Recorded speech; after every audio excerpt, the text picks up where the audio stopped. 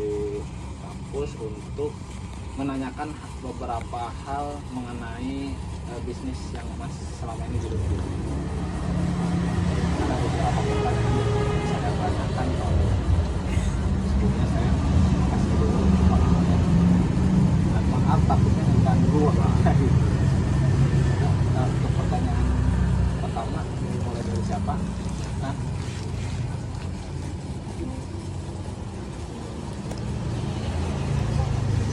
sudah pertanyaan pertama berapa yang mana aja? Yang Mas sudah cari. Tidak dulu aja.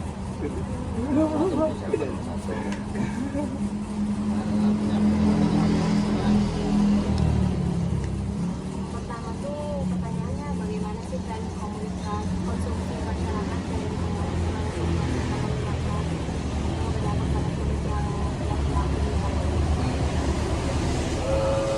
situasi masyarakat, apa tren-tren masyarakat. dipengaruhi situasi ekonomi. Mungkin kalau buat di aksesoris sendiri ya,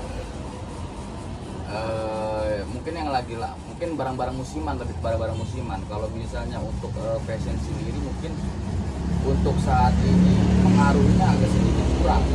Beda mungkin sama zaman dulu ya. Kalau zaman dulu ada kayak batu akik gitu, terus kayak kalung-kalung yang misalnya kayak reggae atau segala macem. Mungkin dulu untuk pengaruh di masyarakat itu peran makronya itu mungkin lebih gimana ya, lebih mencolok lah, lebih berpengaruh gitu. Cuman kalau untuk sekarang mungkin paling kayak barang-barang musiman, dan barang musiman itu mungkin kayak semacam bando yang lagi tren, kayak bando Nagita misalnya ya kan, dipakai sama Nagita Slavina, viral, jadi tren barang ini gitu. Pengaruhnya paling di situ. Jadi selain dari barang apa yang kita jual, pengaruh kayak dari influencer ataupun artis-artis yang ada di Indonesia itu mempengaruhi juga gitu buat pengaruh bisnis makro, ekonomi makro, khususnya di aksesoris dan itu. Terus Bagaimana perubahan tingkat suku bunga mempengaruhi investasi dan tingkat suku bunga, kalau untuk ngomongin tingkat suku bunga ini rugi, laba atau gimana? Kalau misalnya untung, kita pasti tetap, maksudnya kita ambil contoh dari modal. Misalnya kita punya modal 20.000 punya barang kan jepit rambut, punya modal 20.000 per lusin, paling kita pengambilan untungnya, laba untungnya kita nggak bisa jauh-jauh karena mengingat kita grosir juga kan, bukan ecer. Jadi paling kita ambil untung kisaran dari 15% sampai dengan 35%. Nggak bisa kita ambil lebih dari 35%, 40% itu udah termasuknya mahal itu untuk grosiran. Jadi kalau misalnya untuk suku bunga untung laba gitu, paling kita sebagai partai besar grosir kita nggak bisa besar, sekarang dari 15% sampai 20%, tergantung barang apa yang kita jual. Misalnya memang barang ini sekiranya umum di masyarakat, sebetulnya kayak gunting kuku, peniti, pasti umum di masyarakat ya kan, pasti kita taruh untung nggak begitu besar ya, paling tadi di antara 15 mungkin sampai 20%. Tapi untuk barang musiman kita paling mentok 35% keuntungan. Dan kalau untuk kerugian, paling kerugiannya nggak ada ya, paling untuk biaya operasional aja gitu. Dari sekian banyaknya untung yang kita peroleh, itu pasti menutup kebutuhan operasional toko itu sih paling. Jadi kalau dibilang rugi mungkin enggak, karena aksesoris ini terutama barang yang nggak basi, jadi mungkin kalau dibilang suku bunga ruginya itu minim sekali, paling itu aja sih. seberapa pengaruhnya toko ini tuh buat masyarakat, kayak misalnya tren yang lagi musim. Kalau untuk pengaruh, terutama di bidang aksesoris ya, pengaruhnya lumayan besar ya. Misal kayak sebenarnya ini toko aksesoris tapi kan konfliknya nggak aksesoris aja, jadi potongan ada, keperluan rumah kadang ada juga, kayak sikat baju segala macem. Jadi kalau pengaruhnya saya bilang pengaruhnya lumayan cukup besar karena nggak cuma aksesoris yang kita jual meliputi fashion, tapi kebutuhan rumah tangga kita ada gitu. Jadi orang-orang barangkali yang butuh penitik, gunting kuku, terus misalnya alat-alat rumah tangga yang ringan-ringan gitu, itu kita jual. Jadi pasti pengaruhnya cukup berpengaruh lah paling kalau kita bilang. Kalau misalnya untuk si aksesorisnya sendiri, kita kembaliin lagi kepada tren musim. Jadi kalau seandainya nggak ada tren atau musim, mungkin berjalan kayak biasa aja gitu. Cuman untuk peningkatan pemasaran dan yang sehubungan dengan ekonomi makro itu pasti tetap harus ada. Ibarat kompor harus ada suhunya gitu. Kayak tadi saya bilang lagi, misalnya Bino pakai bandonya jadi tren. Paling itu aja sih pengaruhnya.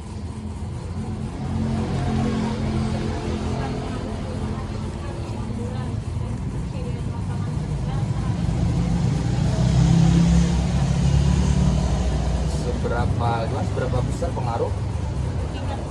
Seberapa pengaruh tingkat pengangguran?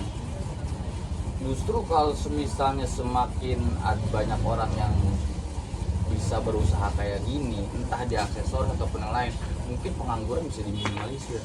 Karena memang ekonomi di Indonesia nomor satu jadi pengaruh sama UMKM gitu. Kayak gini kan, nggak bisa dipungkiri perusahaan-perusahaan gede kayak misalnya Astra di bidang teknik ya kan, terus mungkin misalnya Wings Food di bagian ekonomi dan segala macam, itu nggak bisa dijadiin, walaupun mereka memang punya produk banyak, tapi nggak begitu pengaruhnya nggak nomor satu lah. Tetap pengaruh nomor satu itu UMKM, apapun bisnisnya, aksesoris, baju, makanan, segala macam, UMKM itu menjadi pengaruh ekonomi nomor satu di Indonesia. Jadi kalau misalnya seberapa besar pengaruh tingkat pengangguran, lumayan berpengaruh. Semakin sedikit lapangan kerja, mungkin semakin banyak pengangguran. Tapi semakin banyak lapangan kerja, insya Allah nggak ada pengangguran. Ya itu sih, begitu aja. Terus inovasi apa yang diterapkan toko ini agar tetap berkompetitif? Inovasi supaya tetap berkompetitif. Prinsip saya, apa yang nggak orang jual saya jual, gitu. Jadi kita yang kita bedakan sistem. Setiap toko pasti punya prinsip, punya sistem. Nggak bisa dipungkiri kalau toko nggak punya prinsip, nggak punya sistem, hancur toko. Apa terutama dalam marketing dan keuangan, pembukuan. Itu mungkin dua hal yang paling inti dalam berdagang. Kenapa? Kalau kita apalagi misalnya kita jual barang yang monoton, itu aja, nggak ada yang musiman, nggak ada yang terbaru, otomatis kita pasti kalah saing sama kompetitor kita yang lain gitu. Dan harga pun kita pasti bermain. Misalnya nggak harus yang paling murah, yang penting bisa dijual sama konsumen kita, bisa dikonsumsi sama konsumen kita. Harga itu nggak harus relatif terlalu murah, juga nggak perlu. Karena dilihat dari beberapa aspek, harga itu menentukan kualitas. Kalau kualitasnya bagus, ya kenapa kita nggak jual bagus gitu kan? Kenapa kita nggak jual untuk mungkin agak lebih gitu kan? Cuma kalau memang barang umum itu kita nggak bisa jual mahal juga. Kita nggak bisa ambil untung banyak. Seperti yang saya bilang tadi, barang-barang yang diperlukan masyarakat pada umumnya itu kita pasti ambil keuntungan sedikit. Dan untuk inovasi ya tadi saya bilang, toko saya berprinsip apa yang nggak punya di kompetitor saya adain. Contoh misalnya di toko-toko lain mungkin ada kesamaan sama toko saya jual jepit-jepit rambut, tapi di toko kompetitor nggak ada misalnya fashion aksesoris yang berbahan metal atau titanium, monel segala macam gitu, saya adain gitu. Jadi yang saya kejar adalah komplit, barang komplit gitu, supaya menarik pelanggan. Jadi di sini lebih komplit gitu, nggak perlu ke toko-toko yang lain karena di sini udah ada semua. Itu inovasi itu yang saya terapkan. Dan barang musiman pasti saya adain karena kenapa? Itu buat bahan tarik masyarakat buat berbelanja gitu. apa yang lagi dibutuhin di masyarakat luas, apa yang lagi viral, kita ada paling itu sih inovasinya. Terus bagaimana inflasi yang sedang terjadi mempengaruhi harga produk dan permintaan gitu? Inflasi itu kan yang saya tahu itu kayak kenaikan harga nilai ya, kenaikan nilai gitu ya, termasuk kayak inflasi rupiah segala macam itu kan kenaikan ya nilai. Kalau untuk inflasi, jadi tetap kita mengikuti arus ekonomi yang ada di Indonesia gitu. Semisal barang-barang BBM naik, terus misalnya bahan-bahan mentahnya harganya naik, mau nggak mau kita ngikutin gitu, harga kita naikin juga. Itu nggak bisa kita tolak ataupun kita bisa kita lawan, kita harus ikutin arus. Jadi pedagang UMKM seperti kita ini, seperti saya ini, benar-benar bertumpu di pemerintahan. Jadi gimana pun kebijakan pemerintahan nanti itu pengaruhnya ke UMKM. Jadi pemerintah negara sama UMKM itu berkesinambungan. Jadi kalau UMKM yang maju tapi negara nggak support, susah. Kita yang UMKM pusing, mikir harga bahan pokok segala macam, bahan-bahan BBM dan segala macam, contohnya gitu. Tapi kalau negaranya maju, UMKM-nya terbelakang, negara pun juga pemasukannya kurang gitu. Karena UMKM tadi saya bilang di Indonesia UMKM nomor 1 untuk mempengaruhi ekonomi makro di Indonesia. Paling gitu. Jadi kita mengikuti pemerintah juga untuk masalah inflasi. Jadi untuk Tuan ya, kira-kira apa aja yang ada yang menghambat kan di sekarang? Yang menghambat apa namanya penjualan, atau kira-kira ada penghambatan nggak selama jalan? Selama menjalani bisnis mungkin seperti kayak kita ambil contoh pandemi. Pandemi itu kita berasa banget. Soalnya kenapa? Pembatasan mobilitas PPKM itu kan, pembatasan mobilitas, jadi sehingga mengakibatkan konsumen itu mengisolasi diri mereka, jadi nggak berbelanja. Perputaran ekonomi jadi terhambat di situ. Karena ekonomi itu pasti berputar kalau mobilitas masyarakat berputar. Kalau mobilitas masyarakat nggak berjalan, ekonomi pun nggak bakal berjalan. Seperti contoh, nggak usah kita ngomongin di aksesoris, di bisnis kayak gini, pariwisata pun kalau dibatasi mobilitas masyarakat, sepi gitu, nggak bakal ada kemajuan di sektor pariwisata. Begitupun di ekonomi pun sama.